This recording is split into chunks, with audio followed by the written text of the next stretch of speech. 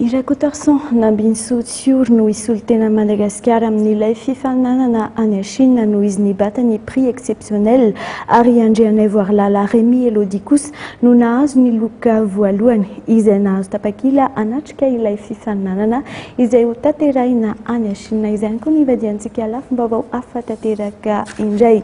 Miazakazaka ny fivoaran'ny teknôlôjia amin'izao fotoan'izao, mila mitandrina noho izany ireo ray aman-dreny amin'ny fitaizana sy fanabeazana ireo zaza ireo.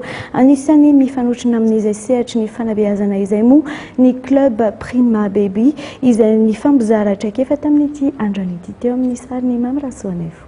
Betsaka ireo ray aman-dreny sahirana amin'ny fitaizana ka mila torohevitra entina hitaizana ireo zanan'ireo amin'ny andavanandrony.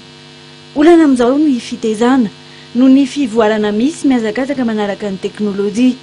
Misy ny lesika ao anatin'izay fivoaran'izay tokony hanomezan-danja ny fanabeazana.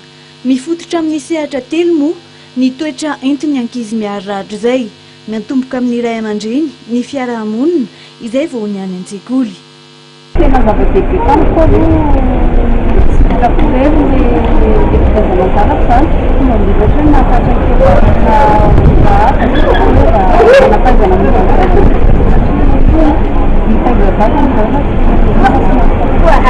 misy adimy ny sehatra tokony ivelaran'ny zaza latsaky ny enitaona araka ny nambarany manampahaizana amin'ny fanofanana ray aman-dreny.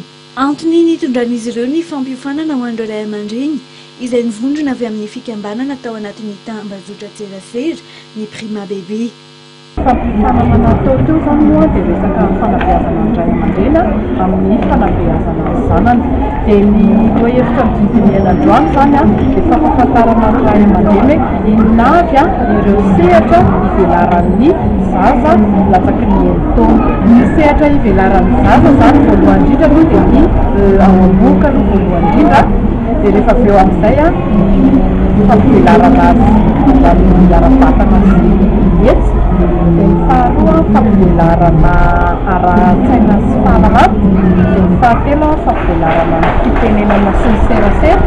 Dia ny fahaefatra fampivelarana ny entuziasme ny fiarahamonina sy ny fahaiza-miaina. Dia ny farany ny fampivelarana azy amin'ny saina mampahalalàna. Totosa androamo ny fionana teo amin'ireo mpikambana izay mbola hitohy hatrany mba hitsinjovana ny taranaka ny aoriana sy hisorohana ny voka-dratsy ateraky ny fivoarana ara-teknôlôjia.